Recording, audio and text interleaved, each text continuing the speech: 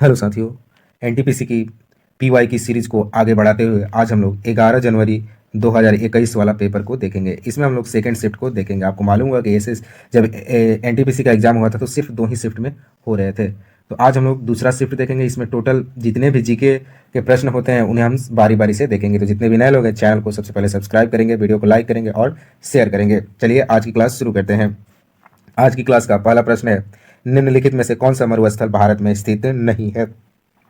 जो सिंधु घाटी मरुस्थल है ये भारत में स्थित नहीं। आप लोग कमेंट बताएंगे। काफी आसान प्रश्न है। सिंधु घाटी जो मरुस्थल है ये किस देश में स्थित है? ये भारत में नहीं है तो किस देश में है?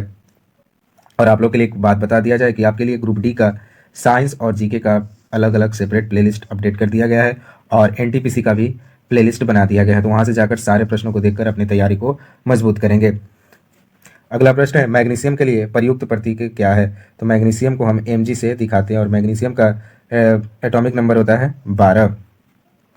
अगला प्रश्न है, विश्व मरुस्थलीकरण और सूखा रोकथाम दिवस कब मनाया जाता है? तो 17 जून को विश्व मरुस्थलीकरण और सूखा रोकथाम दिवस मनाया जाता है। ये डेट और दिवस से ये प्रश्न आया, तो आप लोग दिवस वाले प्रश्न को देख लेंगे 12 महीने का। अगला प्रश्न है, ये कंप्यूटर का प्रश्न है, एप्पल कंप्यूटर्स के सह संस्थापक कौन है? तो इसके सह संस्थापक है स्टीव जॉब्स। आप बताएंगे कि फेसबुक के संस्थापक कौन है? फेसबुक के संस्थापक कौन है आप कमेंट में लिखेंगे। यूट्यूब के कौन है और व्हाट्सएप के कौन है? आप लोग फट से कमेंट में लिखेंगे। अगला प्रश्न है, दिसंबर 1929 में लाहौर में आयोजित कांग्रेस का वार्षिक अधिवेशन इनमें से किस वजह से महत्वपूर्ण था? तो इसका महत्वपूर्ण होने का कारण था इसमें पूर्ण स्वराज के प्रति प्रतिबद्धता के कारण इसमें पूर्ण स्वराज की मांग की गई थी।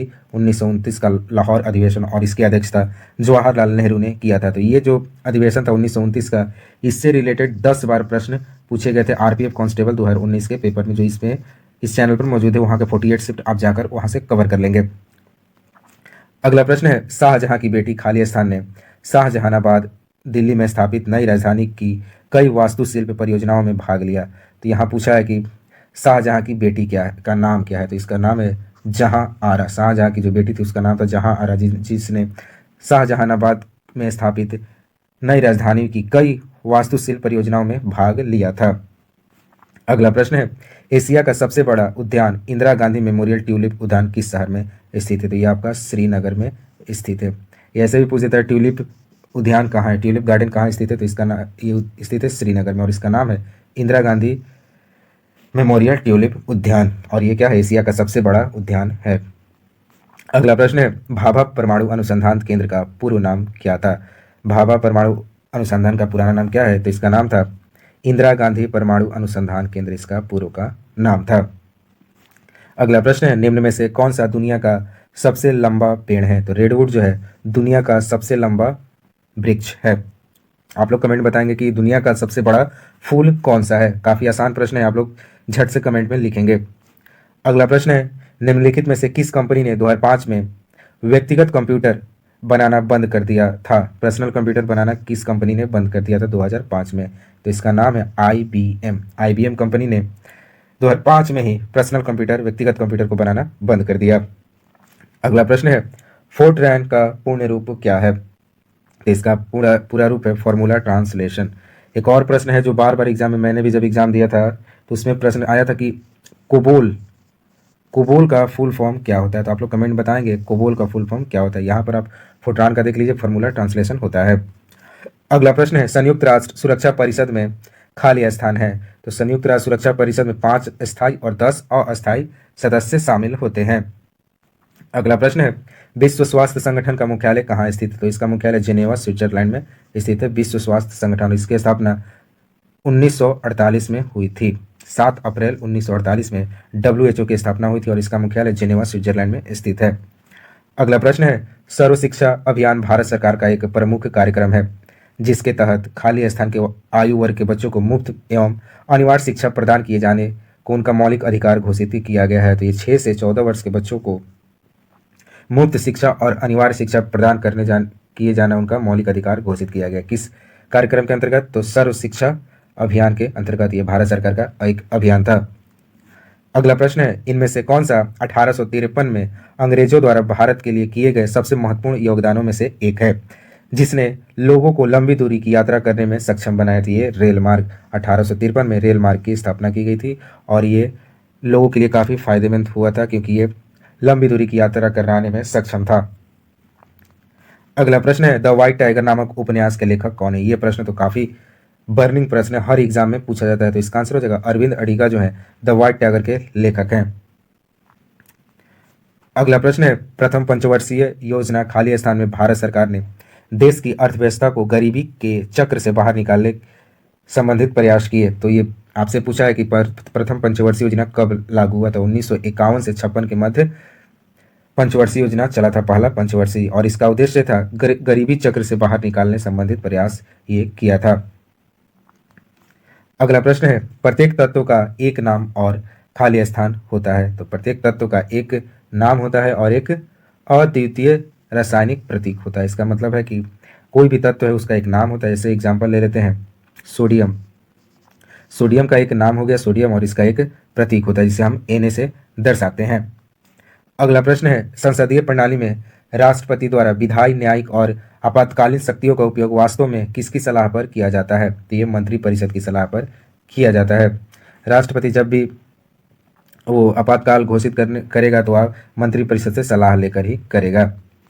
अगला प्रश्न है, भारतीय राष्ट्रीय कांग्रेस ने इनमें से किस अधिवेशन में पहली बार राष्ट्रगान गाया था। तो 1911 के कोलकाता अधिवेशन में पहली बार राष्ट्रगान गाया गया था। आप लोग कमेंट बताएंगे कि इस अधिवेशन की अध्यक्षता किसने की थी।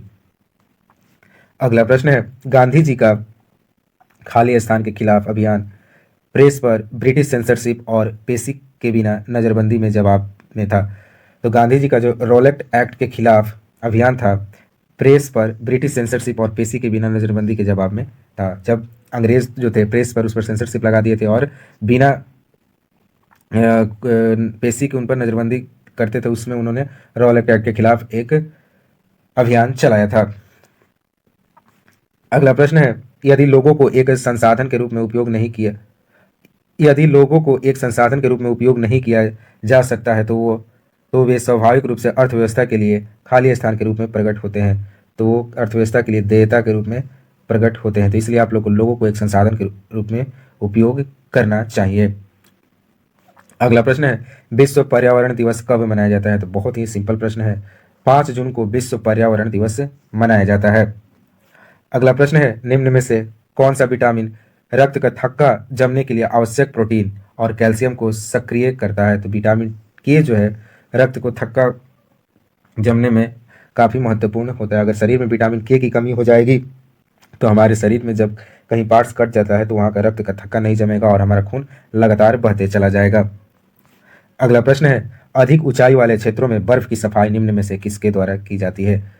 तो सीमा सड़क संगठन द्वारा ये कार्य किया जाता है। क्या प्रश्न है, अधिक ऊंचाई वाले क्षेत्र में बर्फ की सफाई निम्न में से सीमा सड़क संगठन द्वारा किया जाता है। BRO बॉर्डर रोड ऑर्गेनाइजेशन द्वारा ऊंचाई वाले क्षेत्रों में बर्फ की सफाई की जाती है। अगला प्रश्न है, खाली स्थान वह प्रक्रिया है जिसके तहत किसान अपनी भूमि पर वाणिज्यिक और गैर वाणिज्यिक उद्देश्यों के लिए वृक्ष उगाते हैं। तो ये होता है कृषि वानिकी। कृषि वानिकी की वह प्रक्रिया है जिसके तहत किसान अपनी भूमि पर वाणिज्यिक और गैर वाणिज्यिक उद्देश्यों के लिए वृक्ष उगाते हैं। अगला प्रश्न है, इनमें से कौन सी संस्था भारत में बीमा उद्योग को विनियमित करने, बढ़ावा देने और उनका क्रमिक विकास सुनिश्चित करने के लिए जिम्मेदार है। तो ये हो जाएगा IRDA। आई जो है भारत में बीमा उद्योग को विनियमित करने, बढ़ावा देने और उसका क्रमिक विकास सुनिश्चित करने के लिए जिम्मेवार है IRDA। अगला प्रश्न है, प्रधानमंत्री नरेंद्र मोदी द्वारा नोटबंदी की घोषणा कब की गई थी। तो ये प्रश्न तो बच्चों को याद होगा, अगर आपको नहीं याद है तो आपको काफ़ी मेहनत की जरूरत है। 8 नवंबर 2016 को ये नोटबंदी की घोषणा की गई। नरेंद्र मोदी जी रात को टीवी पर आए शाम को और कहें कि आज से नोट बंद। इसे हम विमुद्रीकरण कहते हैं। अगला प्रश्न है, भारत में चाय और कॉफ़ी की फसलों की किस श्रेणी में आता है। तो ये आपका वृक्षारोपण फसलें हैं। चाय और कॉफ़ी जो है वृक्षारोपण की फसलें हैं। ये प्रश्न में थोड़ा हमको डाउट लग रहा है, इसमें हो सकता है नगदी फसल है। एक बार आप लोग कमेंट बताएंगे कि इसका आंसर वृक्षारोपण फसल सही है या नगदी फसल सही है। अगला प्रश्न है, एक समाज सुधारक के रूप में गांधी जी का मानना था कि भारतीयों को सामाजिक बुराइयों से छुटकारा पाना चाहिए। निम्नलिखित में से कौन सी सामाजिक बुराई नहीं है? तो मुद्रास्फीति जो एक सामाजिक बुराई नहीं है, बाकी निरक्षरता, बाल विवाह, अपरिसेता यानी छुआछूत, ये सब सामाजिक बुराई है गांधी जी के अनुसार। निरक्षरता में तो समझ ही रहे हैं, अनपढ़ नहीं होना चाहिए, बाल विवाह नहीं करना चाहिए और छुआछूत नहीं करना चाहिए। अगला प्रश्न है, निम्नलिखित में से कौन सा शहर मध्य प्रदेश में नहीं है? तो रायपुर तो छत्तीसगढ़ में है जी बाबू, तो ये तो बिल्कुल गलत है, तो यही आपका सही आंसर हो जाएगा। भोपाल, जबलपुर, ग्वालियर आपका मध्य प्रदेश में स्थित है। अगला प्रश्न है, विटीकल्चर क्या है? तो ये अंगूर की खेती को हम विटीकल्चर कहते हैं। आप लोग कल्चर वाले जितने भी हुए आप लोग याद कर लेंगे। मधुमक्खी को खेती को क्या कहते हैं, अंगूर की खेती को क्या कहते हैं, फलों की खेती को क्या कहते हैं, सब्जियों की खेती, जितने भी ऐसे हैं आप लोग याद कर लेंगे। अगला प्रश्न है, PSLV का पूर्ण रूप क्या है? तो इसका फुल फॉर्म है पब्लिक सैटेलाइट लॉन्च व्हीकल, जो है PSLV का फुल फॉर्म है। और इससे क्या होता है, इसरो जो है सैटेलाइट को लॉन्च करता है, PSLV। अगला प्रश्न है, एडिस मच्छर इनमें से किसका वाहक है? तो एडिस मच्छर से डेंगू होता है, ये डेंगू का वाहक है। कौन मच्छर? तो एडिस मच्छर। अगला प्रश्न है, सरकार का वह अंग कौन सा है जो मुख्य रूप से कार्यान्वयन और प्रशासन संबंधित कार्यों को निर्वहन करता है? तो ये कार्यपालिका जो है सरकार का अंग है जो मुख्य रूप से कार्यान्वयन और प्रशासनिक संबंधित कार्यों का निर्वहन करती है, कार्यपालिका। अगला प्रश्न है, रेगिस्तान में यात्रियों को अक्सर पानी फैले होने का दृष्ट भ्रम होता है जहां वास्तव में कुछ नहीं होता है, इसे क्या कहा जाता है? इसे हम मृग मरीचिका कहते हैं। ये ऐसा आप एक मूवी में देखे होंगे जिसमें रेगिस्तान में दो लोग फंसे होते हैं और काफ़ी पानी के बिना तड़प रहे होते हैं, वो उनको दूर से ही दिखाई देता है कि वहाँ पर बहुत सारा पानी है, तो वो काफ़ी तेज़ी से दौड़ते हैं और वहाँ जाते हैं तो वहाँ कोई पानी नहीं रहता है। तो उनको पानी जो नज़र आया वो मृग मरीचिका के कारण ही नज़र आया और वहाँ जाकर वो लोग मर जाते हैं क्योंकि प्यासे थे और एक्स्ट्रा दौड़ लिए और थक गए और मर गए। यहाँ पर हमारी आज की शिफ्ट का सारा प्रश्न कवर हो गया है।